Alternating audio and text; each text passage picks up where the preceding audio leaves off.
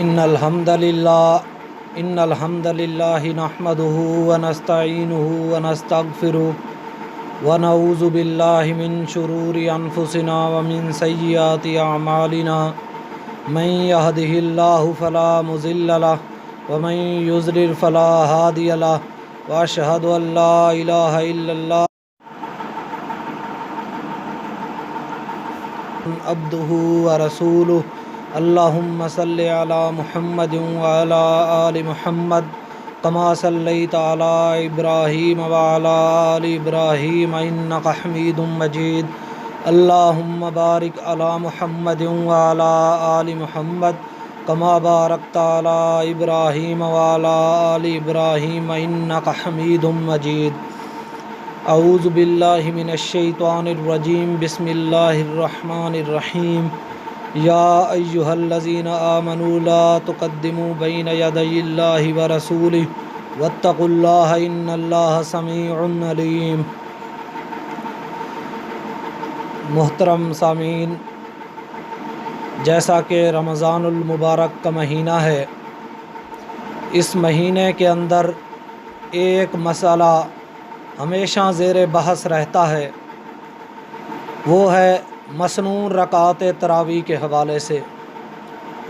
اس مسئلے کے حوالے سے 3 قسم کے گروہ پائے جاتے ہیں۔ پہلا گروہ اہل تشیع کا ہے، جو کہ بالکل تراویح کے قائل ہی نہیں ہیں۔ اس کے بعد 2 بڑے گروہ بچ جاتے ہیں، ایک حنفی مقلدین اور دوسرا اہل حدیث جو کسی کی تقلید نہیں کرتے۔ ان دونوں کے اندر مسئلہ یہ زیر بحث کس لحاظ سے ہے؟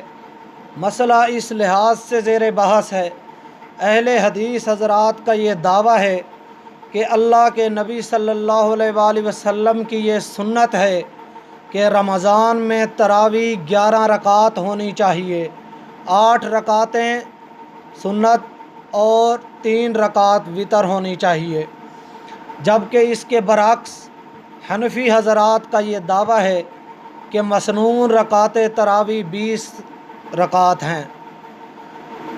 اب اس دعوے کے اندر کن کی بات صحیح ہے، کن کی بات قرآن و حدیث کے مطابق ہے، یہ ہم نے دیکھنا ہے۔ اس مسئلے کے اندر سب سے پہلے ہمیں بنیادی طور پہ یہ بات سامنے رکھنی ہوگی کہ اہل حدیث حضرات کا ان سے اختلاف اتنا ہے کہ مسنون رکعت تراویح کتنی ہے۔ آگے چل کر ان کے وہ دلائل آئیں گے جن سے وہ ثابت یہ کرنا چاہتے ہیں کہ رکعت تراویح کی تعداد 20 رکعت ہے، حالانکہ اختلاف مسنون رکعت تراویح کا ہے۔ اب اس سلسلے میں سب سے پہلے اہل حدیث حضرات کی دلیل کیا ہے؟ اہل حدیث حضرات کی دلیل واضح طور پہ صحیح البخاری کے اندر موجود ہے۔ ابو سلمہ بن عبد الرحمن کہتے ہیں کہ میں نے حضرت عائشہ رضی اللہ تعالیٰ عنہ سے پوچھا کہ نبی اکرم صلی اللہ علیہ وآلہ وسلم کی نماز رمضان میں کیسی ہوتی تھی؟ تو حضرت عائشہ رضی اللہ تعالیٰ عنہ نے فرمایا ما کان یزید فی رمضان ولا فی غیرہ علی 11 رکعۃ، کہ نبی صلی اللہ علیہ وآلہ وسلم رمضان ہو یا دوسرا کوئی بھی مہینہ ہو، نبی صلی اللہ علیہ وآلہ وسلم کبھی بھی 11 رکعات سے زیادہ نہیں پڑھا کرتے تھے۔ اب اس حدیث کو اگر ہم لوگ تراویح کے مسئلے میں دیکھیں تو یہ حدیث بالکل 2 ٹوک ہے، لیکن حنفی حضرات اس کے اوپر یہ اعتراض کرتے ہیں۔ ان کے کئی اعتراضات ہیں اس حدیث کو نہ ماننے کے لیے، اس وجہ سے نہیں کہ ان لوگوں کو زیادہ محبت ہے 8 کی بجائے 20 رکعت تراویح پڑھنے سے، یہ بات بالکل بے بنیاد ہے۔ ان لوگوں کو ڈر صرف اتنا ہے کہ اگر یہ 8 رکعت والی بات ان کی مان لی گئی، اور آگے جا کے میں بیان کروں گا بھی کہ ان لوگوں کے ہاں یہ بات مسلم ہے کہ مانے بغیر کوئی راہ بھی نہیں ہے، پھر بھی ان کو یہ ڈر ہے کہ اگر ان کی یہ بات مان لی تو ہمارا یہ جو تقلیدی تعصب آ رہا ہے یہ سارا کا سارا ٹوٹ جائے گا۔ لہٰذا اس حدیث کے اوپر یہ مختلف قسم کے اعتراضات وارد کرتے ہیں۔ پہلا اعتراض یہ لوگ یہ وارد کرتے ہیں کہ یہ حدیث مضطرب ہے، کیونکہ اس حدیث کے اندر حضرت عائشہ 11 رکعت کا ذکر کر رہی ہیں اور کسی دوسری حدیث کے اندر کچھ اور رکعت بڑھا کے بیان کر رہی ہیں، لہٰذا یہ اب مضطرب حدیث ہو گئی۔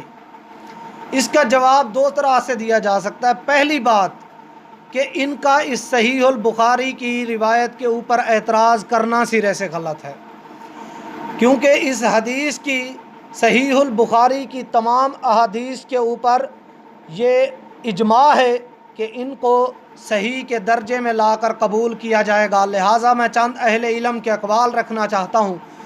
امام نووی رحمہ اللہ، جنہوں نے امام صحیح المسلم کی شرح لکھی ہے، انہوں نے اس حوالے سے بات کی ہے، اور انہوں نے یہ بات کی ہے کہ اتفق العلماء علی ان اصح الکتب بعد القرآن العزیز الصحیحان البخاری و مسلم وتلقتہم الامۃ بالقبول۔ کہتے ہیں کہ علماء کا اس بات پر اتفاق ہے کہ قرآن عزیز کے بعد سب سے زیادہ تمام کتب سے زیادہ صحیح کتابیں بخاری اور مسلم ہیں، اور امت نے ان کو صحیح کے درجے میں لے آ کر قبول کیا ہے۔ اب اس کے علاوہ، ان کی اس بات کرنے کے علاوہ امام ابن کثیر رحمۃ اللہ علیہ کیا فرماتے ہیں اجمع العلماء علی قبولہ و صحتہ ما فیہ۔ کہتے ہیں کہ علماء اس بات پر متفق ہیں کہ اس کو قبول بھی کیا جائے گا اور اس چیز کو صحیح بھی مانا جائے گا جو اس کے اندر ہے، اور اس سے بڑھ کر انہوں نے دعویٰ کیا ہے وَقَذَلِكَ سَائِرُ أَهْلِ الْإِسْلَامِ، اور اس سے زیادہ بڑھ کر یہ دعویٰ ہے کہ اس کو تمام اہل اسلام نے اسی طرح کہا ہے۔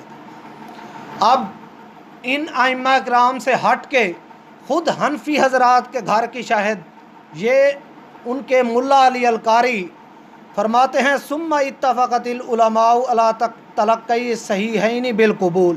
کہتے ہیں کہ علماء اس بات پر متفق ہو گئے کہ صحیحین کی روایت قبول کے درجے میں لی جائے گی، وَأَنَّهُمَا أَصَحُّ الْكُتُبِ الْمُؤَلَّفَةِ، اور تمام لکھی ہوئی کتابوں میں سے یہ صحیح ترین کتابیں ہیں۔ اور حنفی حضرات کے اپنے ہی گھر کے بندے سرفراز صفدر دیوبندی صاحب لکھتے ہیں، اور امت کا اس بات پر اجماع اور اتفاق ہے کہ بخاری اور مسلم دونوں کی تمام روایتیں صحیح ہیں، احسن الکلام ان کی کتاب ہے۔ یہ تو دیوبندی حضرات تھے۔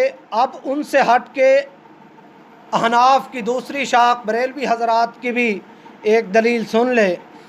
ان کے غلام رسول رضوی بریلوی لکھتے ہیں تمام محققین اس بات پر اتفاق کرتے ہیں کہ قرآن کے بعد صحیح بخاری تمام کتب سے اصح کتب ہے۔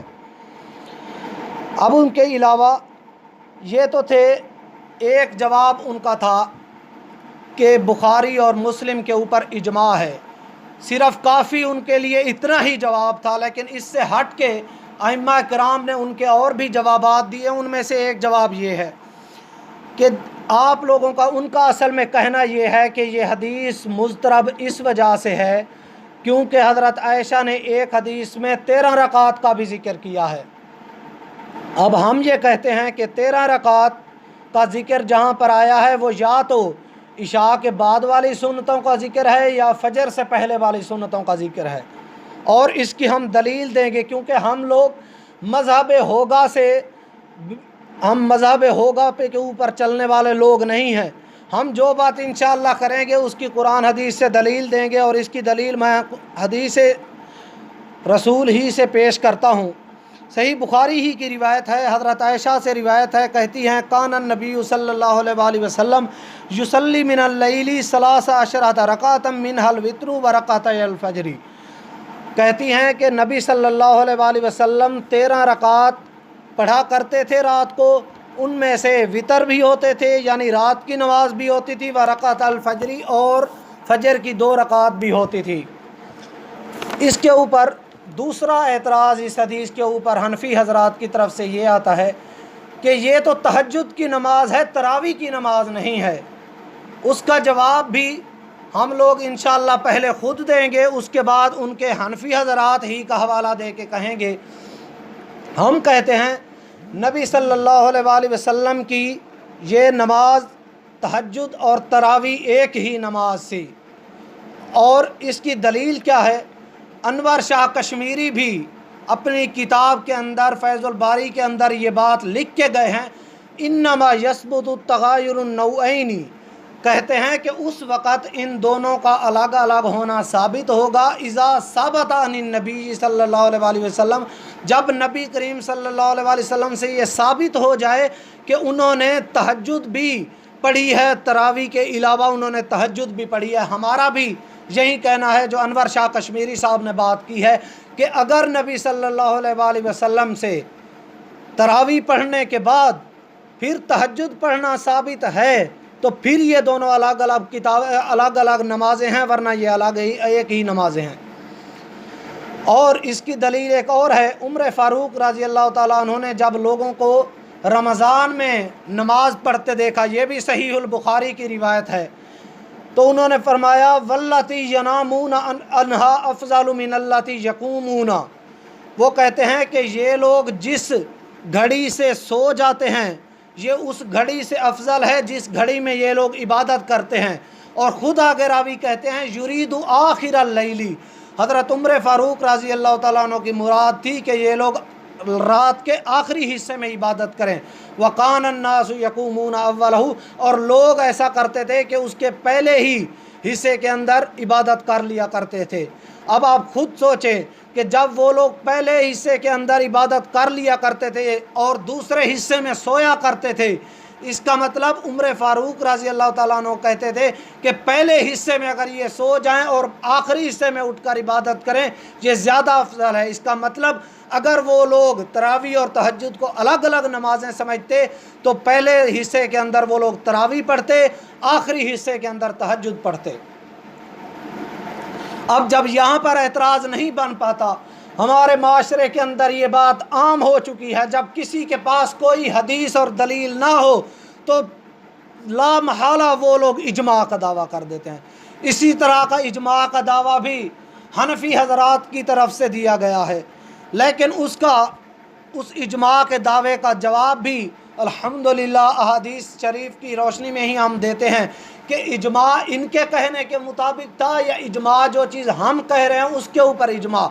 सबसे पहले जब आप सल्लल्लाहु अलैहि वसल्लम ने लोगों को रकात तरावी पढ़ाई और 11 रकात पढ़ाई तो किसी एक सहाबी से भी इसके ऊपर एतराज़ वारिद नहीं होता, जो इस बात की वाज़ेह दलील है कि नबी अकरम सल्लल्लाहु अलैहि वसल्लम के दौर के अंदर इसके ऊपर इजमा रहा है कि तरावी की रकात 11 रकात है।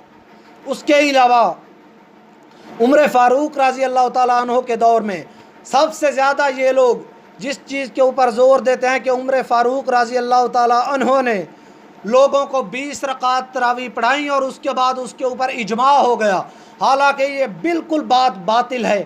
उमर फ़ारूक रज़ी अल्लाह ताला अन्हु का क्या नज़रिया था ये हम मुत्ता इमाम मालिक की रिवायत से पेश करते हैं। फरमाते हैं इमाम मालिक हज़रत उमर फ़ारूक की ये हदीस लेकर आए हैं, अमर उमर इब्नुल ख़त्ताबी उबय इब्न कअब व तमीम अद-दारिया अन यकूमा लिन्नास ब11 रकातन।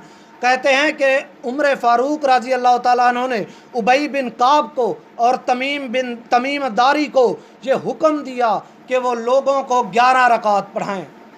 और लोग क्या कहते थे, वमा कुन्ना नंसारिफु इल्ला फ़ी फ़ुरूइल फ़जरी, और ये 11 रकात इतनी लंबी हुआ करती थी कि हम लोग फजर की नमाज से थोड़ी देर पहले वापस आया करते थे। अब जब पूरी रात ये तरावी चलती रहती थी तो उसके बाद जाकर सहरी किया करते थे सहाबा किराम, या जाकर तहज्जुद पढ़ा करते थे। इस हदीस के अंदर 2 बातें आ गईं, एक तो उमर फ़ारूक रज़ी अल्लाह ताला अन्हु के दौर के अंदर 11 रकात साबित हो गई, दूसरा इससे हटकर ये भी साबित हो गया कि तरावी और तहज्जुद एक ही नमाज है। और इजमा का दावा इन लोगों ने किया तो हज़रत आयशा रज़ी अल्लाह ताला अन्हा का मौक़िफ़ हमने आपके सामने रख दिया। उमर फ़ारूक रज़ी अल्लाह ताला अन्हु का भी मौक़िफ़ यही है।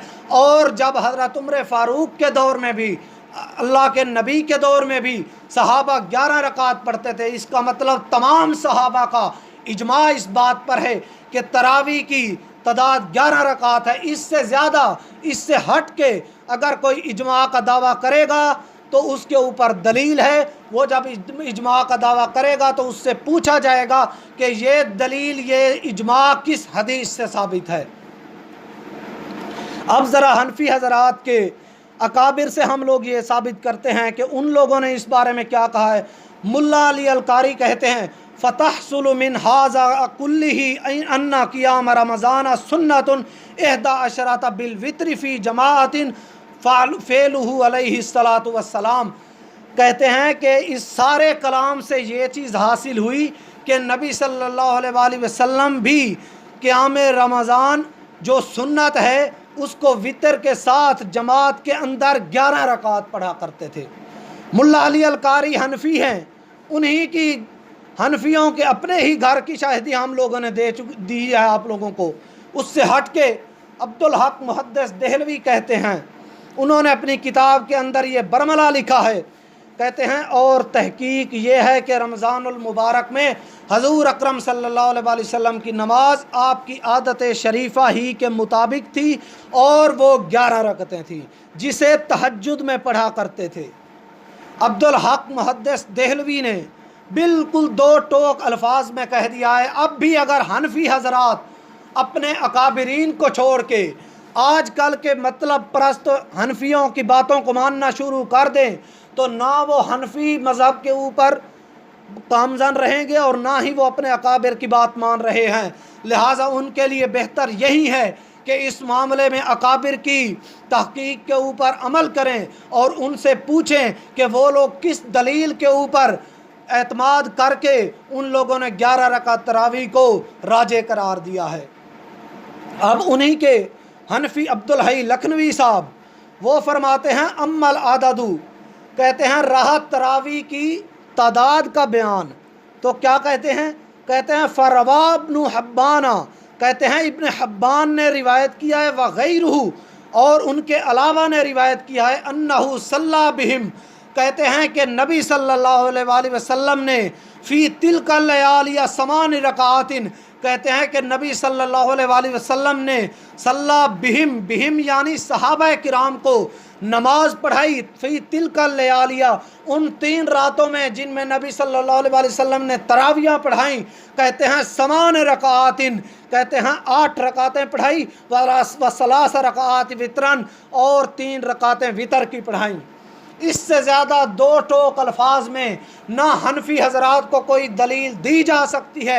जब वो लोग अपने अकाबिर की बात मानने को तैयार नहीं तो अहादीस रसूल को मानने के लिए वो कैसे तैयार होंगे, क्योंकि उनके नज़दीक भी अहादीस रसूल से ज़्यादा उनके हनफी हजरात के अक़वाल और उनके इमाम की बात ज़्यादा माना रखती है। तो हम उनसे ये गुजारिश करते हैं कि अपने अकाबिर की बातों को पढ़ें, उनके ऊपर तहकीक करें और बताएं कि आप लोग किस नतीजे पे पहुँचे हैं। उनके सबसे बड़े इस दौर के हनफी गुज़रे हैं अनवर शाह कश्मीरी, बड़ी तहकीक करने के बाद बहुत ज़्यादा सोचते रहे हैं कि कहीं इन 8 रकातों का, इन 11 रकातों का कोई तोड़ मिल जाए, लेकिन ला महौला उन्हें यह तस्लीम करना पड़ा। कहते हैं ला मनासा, कहते हैं इसके अलावा कोई चारा नहीं है इन तस्लीम करने के अलावा अन्ना तरावीह कानत समानी रकातिन, कि आप सल्लल्लाहु अलैहि वसल्लम की तरावीह 8 रकात हुआ करती थी। कहते हैं इसके अलावा और कोई रास्ता ही नहीं है, ये ला महला मानना पड़ेगा, इसको माने बगैर कोई चारा नहीं कि अल्लाह के नबी की नमाज 8 रकात हुआ करती थी, तरावीह 8 रकात हुआ करती थी। ये तो थे बड़े एतराज़ात और बड़ी दलीलें। इनसे हट के अब कुछ फजूल एतराज़ात हनफी हज़रात की तरफ से पेश किए जाते हैं और जिस तरह के वो एतराज़ पेश करेंगे उस तरह के ही उनको जवाब मिलेंगे। सबसे पहला एतराज़ वो करते हैं, कहते हैं देखें जी, नमाज के अगर फ़र्ज़ और वितरों को शुमार कर लिया जाए, तमाम नमाज़ें 5 नमाज़ें اور وطر کو شمار کر لیا جائے تو یہ 20 رکعت بنتی ہیں، اسی لیے تراویح کی رکعت کی بھی تعداد 20 رکعت ہونی چاہیے۔ یہ مفتی احمد یار نعیمی صاحب نے لکھا ہے اپنی کتاب ما حصل از جاء الحق کے اندر، کہتے ہیں کہ جب نمازوں کی فرض نماز کی رکعت اور وطر یہ سب ملا کر 20 رکعت بنتی ہیں، وہ واجب ہیں وطر اور یہ فرض ہیں، جب ملا کے 20 رکعت میں بنتے ہیں تو ہمیں بھی چاہیے کہ تراویح بھی 20 رکعت پڑھیں۔ ان کا جواب مفتی کفایت اللہ سنابلی صاحب نے بڑا زبردست دیا ہے۔ انہوں نے کہا ہے کہ یہ تراویح اگر سب سے زیادہ اس پر حکم لگائیں بھی تو یہ سنت مؤکدہ بنتی ہے، لہٰذا ایک سنت مؤکدہ کو آپ کا فرضوں کے ساتھ یا وطر کے ساتھ تشبیہ دینا غلط ہے۔ اگر آپ نے تشبیہ دینی بھی ہے تو تراویح کو سنت مؤکدہ ہے تراویح، تو اس کو تشبیہ بھی سنت مؤکدہ سے دیں، اور اگر آپ سنت مؤکدہ گنیں تو فجر کی 2 اور ظہر کی 4 6 ہو گئی، ظہر کے بعد کی 2 8 ہو گئی، اور یہ کہتے ہیں کہ اس طرح جب اگر گنا جائے سنت مؤکدہ کو تو ان کی تعداد بھی کم از کم 8 رکعت بنتی ہیں۔ تو اگر آپ نے تراویح کو تشبیہ دینی بھی ہے تو ان سنت مؤکدہ سے دیجیے، کیونکہ تراویح بھی سنت مؤکدہ ہے۔ اس کے اوپر اور 2 اعتراضات ایسے ہیں جن کا جواب دینا کوئی کافی نہیں ہے، اور ان کا جواب خود حنفی حضرات بھی دے چکے ہیں۔ ایک اعتراض یہ بنتا ہے کہ مکہ اور مدینہ کے اندر 20 رکعت تراویح پڑھی جاتی ہیں۔ ہم شروع میں عرض کر چکے ہیں کہ ان سے اختلاف اس چیز کا نہیں کہ تراویح پڑھنی کتنی ہے، ان سے اختلاف اس چیز کا ہے کہ رکعت تراویح مسنون کتنی ہے۔ اور یہی بات جب شیخ عبد الرحمن سدیس سے دبئی کے اندر پوچھی گئی کہ آپ نے یہاں پر 11 رکعت پڑھائی ہیں اور ادھر کعبے کے اندر آپ 20 رکعت پڑھاتے ہیں، تو بتائیں یہ تضاد کیوں؟ انہوں نے کہا اللہ کی قسم میں نے زندگی میں کبھی 20 رکعت تراویح نہیں پڑھی، میں 10 رکعت پڑھا کے چلا جاتا ہوں اور اس کی میری جگہ پہ دوسرا بندہ آ کے 10 پڑھاتا ہے۔ اور اگر حنفی حضرات نے اس کو دلیل بنانا ہی ہے، مکے اور مدینے کو تو پورا دلیل بنائیں، وہ آخری عشرے کے اندر اس سے زیادہ 10 رکعتیں بڑھا کر 33 رکعت ادا کرتے ہیں۔ اگر حنفی حضرات آخری عشرے کے اندر وہ 33 رکعت پڑھائیں پھر ان 20 کو وہ دلیل بنا سکتے ہیں، ورنہ دلیل نہیں بنا سکتے۔ اور یہ انہیں نظر آ گیا کہ وہ لوگ 20 رکعت پڑھتے ہیں، انہی 20 رکعت کے اندر انہیں رفع الیدین نظر نہیں آیا، انہی 20 رکعت کے اندر انہیں آمین بالجہر نظر نہیں آئی، انہی 20 رکعت کے اندر انہیں فاتحہ خلف الامام نظر نہیں آئی، اور ان کا یہ دعویٰ اور ان کا یہ فعل بالکل انہی لوگوں کا ہے۔ افتؤمنون ببعض الکتاب وتکفرون ببعض، یہ لوگ آدھی بات کو لے لیتے ہیں جو اپنے مطلب کی ہے، اور آدھی بات جو اپنے مطلب سے ہٹ کے ہے اس کو قبول نہیں کرتے۔ اگر انہوں نے دلیل بنانا ہی ہے تو مکہ مدینے کو پوری طرح سے دلیل بنائیں۔ ہم تو کہتے ہیں ہمارے لیے دلیل نبی اکرم صلی اللہ علیہ وآلہ وسلم کی حدیث ہے، اور جب حدیث صحیح ہو گئی اس کے بعد پوری دنیا اس کی مخالف ہو جائے، عمل حدیث کے اوپر ہوگا نہ کہ کسی امتی کی بات کے اوپر۔ اس سے ہٹ کے ایک اعتراض یہ کرتے ہیں کہ قیامت کے دن اگر اللہ رب العزت نے کہہ دیا کہ تراویح 20 رکعت تھی تو ہم لوگ تو 20 پڑھتے ہوں گے، تم باقی رکعتیں 12 رکعتیں کہاں سے لے کر آؤ گے؟ تو اس کا بول ٹی وی کے اوپر یہ اعتراض ہوا، اور خلیل الرحمن جوید حافظہ اللہ نے اس کا کافی شافی جواب دیا۔ انہوں نے کہا قیامت کے دن اگر اللہ رب العزت یہ پوچھ لے کہ فاتحہ پڑھنی ضروری تھی، تم نے فاتحہ نہیں پڑھی، تو بتاؤ تم فاتحہ کہاں سے لاؤ گے؟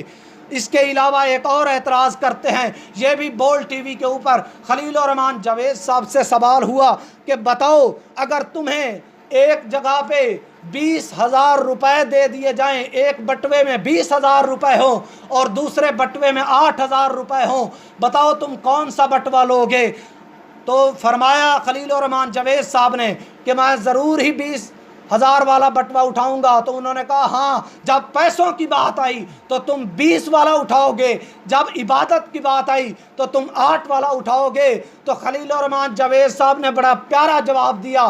خلیل الرحمن جاوید صاحب کہتے ہیں کہ اب یہی سوال میں تم لوگوں کے سامنے دہراتا ہوں کہ اگر میں تم سے کہہ دوں کہ یہ اس بٹوے کے اندر 20,000 ہیں اور اس بٹوے کے اندر 8,000 ہیں، اور ایک بات جو تم نے مجھے نہیں بتائی میں تمہیں وہ بتا دوں، میں بتا دوں کہ 20,000 والے نقلی ہیں، 8,000 والے اصلی ہیں، تو بتاؤ کون سا اٹھاؤ گے؟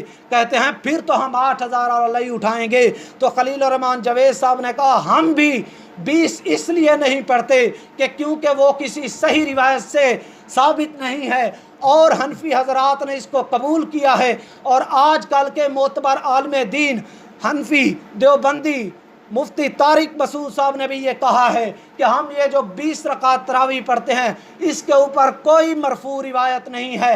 مرفوع روایت یعنی اللہ کے نبی صلی اللہ علیہ وآلہ وسلم سے 20 رکعت تراویح قطعاً ثابت نہیں ہے۔ تو ہم حنفی حضرات سے یہ گزارش کریں گے کہ سب سے پہلے تو آپ حدیث کو چنیں، اگر آپ نے حدیث کو نہیں چننا تو کم از کم اپنے اکابرین کے منہج کے اوپر چل کے آپ 8 رکعت جو سنت سے ثابت ہے وہ پڑھیں۔ اگر آپ نے مکے اور مدینے کو دلیل بنانا ہے تو پھر پورا کا پورا دلیل بنائیں۔ اللہ رب العزت سے دعا ہے کہ اللہ رب العزت ہمیں قرآن و حدیث صحیح سمجھنے کی توفیق عطا فرمائے۔ وما علینا الا البلاغ المبین۔